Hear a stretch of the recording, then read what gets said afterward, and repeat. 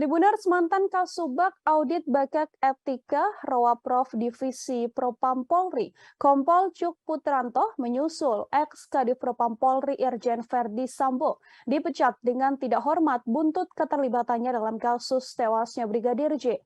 Adapun sidang etik digelar pada Kamis 1 September kemarin hingga Jumat dini hari. Kompol Cuk merupakan salah satu tersangka yang diduga melakukan obstruction of justice atau merintangi penyidikan kasus pembunuhan berencana Brigadir J.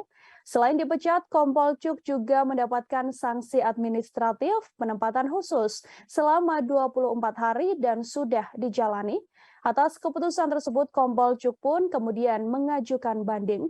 Kompol Cuk dilaporkan terlibat cukup vital dalam kasus tewasnya Brigadir J.